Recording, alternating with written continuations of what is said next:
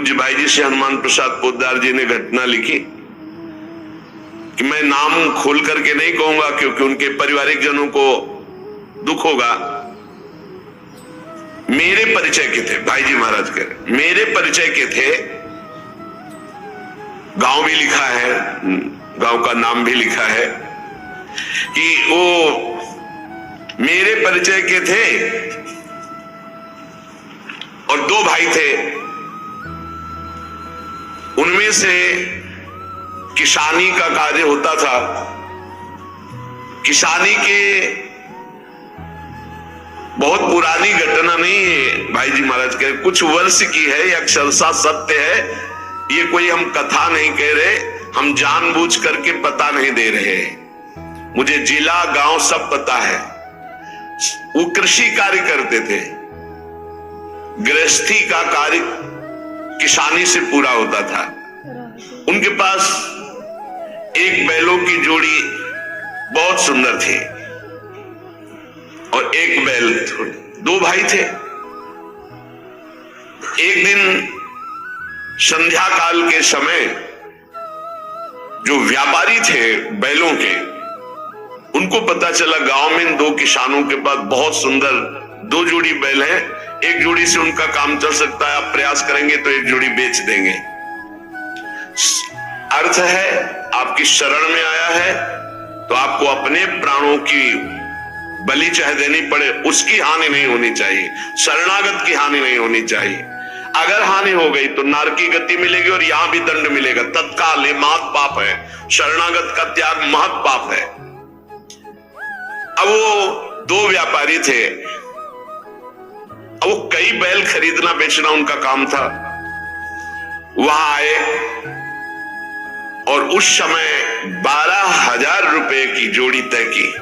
उनको बहुत अर्थ लगा, 12,000 रुपए मिल रहे, दो से काम चला लेंगे, फिर गौवे हैं बछड़े हो जाएंगे, फिर काम चले। 12,000 रुपए ये देंगे और ये व्यापारी हैं, उनके पास थैला भी था तो और भी रुपए होंगे। संध्या का समय था, व्यापारी ने कहा कल सुबह हम बैल लेकर चले जाएंगे, आज रात हम तुम्हारे यहां सो जाएं। रात्रि हो रही, उनके मन में तुरंत चलने लगा दोनों किसान भाइयों के। उनका हाँ हाँ बहुत आराम से खाइए पिए, आपका घर है। उनका आज रात्रि हम आपकी शरण में हैं, आप हमारे और हमारे धन की रक्षा कीजिए, कल सुबह हम 12,000 आपको देकर आपके बैल लेकर चले जाएंगे। अब एक तो अतिथि, दूसरे शरणागत।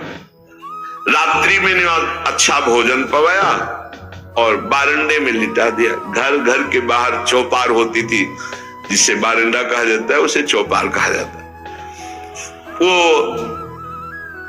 8-9 बजे शयन कर गए। कहीं कहीं बरोठा कहा जाता है, कहीं बारंडा कहा जाता है, कहीं चौपार कही जाती है। अब उन दोनों ने अपनी पत्नी से विचार किया कि अगर इन दोनों को मार दिया जाए तो बैल भी नहीं जाएंगे, 12,000 तो मिलेंगे भी, और भी व्यापारी है, पैसा इसके पास है, बहुत आनंद रहेगा। ये भाव बिल्कुल नाशकारी, क्योंकि उस शरण में है तुम्हारी, वो अतिथि है, बिल्कुल। ये तो मतलब लोक परलोक तत्काल नष्ट कर देता है, तत्काल। इसे महत् पापों में कहते हैं, और महत् पाप तत्काल प्रभाव दिखाता है, तत्काल। वो ऐसा नहीं कि नरक जाओगे वो बाद की बात, तत्काल तुम्हें दंड देगा। ये महत् पाप तत्काल दंड देता है। उनके हृदय में हत्या करने का पूरा विचार बन गया, पाप भरी योजना। पत्नी उनकी सहयोगी हुई तो पत्नी ने कहा पहले लाश गाड़ने की व्यवस्था तो सोचो, घर में तो गाड़ी नहीं जा सकती। तो उनका हमारा खेत है बगल में गन्ने का, हम दोनों जा रहे हैं और एक ही गड्ढे में दोनों को दबा देंगे, इनके नाप का गड्ढा खोद के अभी आते हैं। वो अति शीघ्र गन्ने के खेत में जाके गन्ना काट के और गड्ढा खोदने लगे। दैव योग से पड़ोसी को सोच लगी, भगवान का विधान होता जाको राखे साइया मार सके न कोई। वो सोचा बगले में गन्ने का खेत है, निपट लेते। पहले शौचालय तो हुआ नहीं करते थे, गांव के बाहर खेतों में दूर जाना होता था। अब वो गन्ने के खेत में बगले में जाके अब ये बोले इतने में 2 आ जाएंगे। उसको लगा ये रात्रि में क्या प्लान बना रहे हैं। नजदीक गए, वो देखो एक को नीचे कर देंगे, एक को ऊपर कर देंगे। बोले कहीं पाप तो नहीं हो रहा। बोले 20,000 रुपया उसके पास है, तुम पाप की सोच रहे हो। उनको जो सोच गया था उसकी सोच तो खो गई। उसने सोचा कोई घटना हो रही, तो उनका दोनों को मार करके इसी में गाड़ देंगे। 2 गड्ढे खोदने की जरूरत नहीं। अच्छा 2 हैं और देखो कोई जानेगा नहीं, बरोठे में ही तो पड़े हैं और सो गए होंगे। फौरन उसने जल से पवित्र हुआ, भागा उनके घर में गए, पड़ोसी ही था, वहां दोनों को जगाया और कहा कि अभी चलो हमारे साथ, कहां तुम्हारा पैसा ले लो। अब वो भगवान की प्रेरणा से बचाने के लिए तो उनको संशय भी नहीं हुआ, फौरन अपने झोला लिए जिसमें रुपया रखे थे और वैसे ही गद्दा बिछा हुआ, वैसे ही रजाई रखी हुई अपने घर में ले गए और कहा इन दोनों भाइयों ने मारने का प्लान और गड्ढा खोद दिया है, चुप यहीं शांत रहे। और उनके दोनों के एक लड़के थे जो नौटंकी देखने गए थे गांव के। कर्म बड़ा निकृष्ट संकल्प किया था, इसलिए पाप कर्म प्रेरित करके उन लड़कों के मन में है कि हमें नाटक अच्छा नहीं लग रहा, छोटे जगह चलो यार, हमें अच्छा नहीं लग रहा, हमें सोने का मन है। दोनों मस्ती से बातचीत करते हुए आए तो देखा बरोठे में गद्दा बिछा है और रजाई। तो उनका शायद माता पिता ने सोचा हो कि रात्रि में पता नहीं कभी आएंगे तो दरवाजा खोलना पड़ेगा, यही सो जाते हैं। दोनों मुंह ढक करके उसी में सो गए।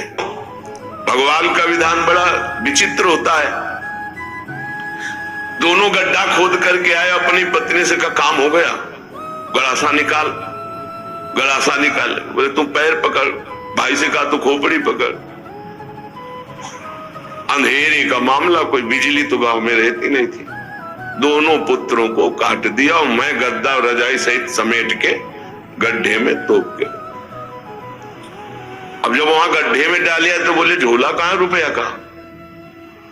बोले हमने तो सोचा था सिराने ही होगा। बोले गद्दा रजाई तो लपेट के नहीं डाले। बोले पक्का नहीं, ऐसा कैसे हो सकता है? बोले रुपया कहां है?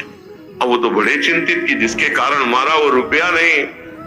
और फिर गए गड्ढा खोदा और जब देखा कि हमारे लाला, हमारे ही पुत्र, और ना तो चिल्ला सकते हैं ना रो सकते हैं, ढूंढा वहां पैसा नहीं, ना वो जिनको मारना था वो थे नहीं, अपने बेटों को मार दिया।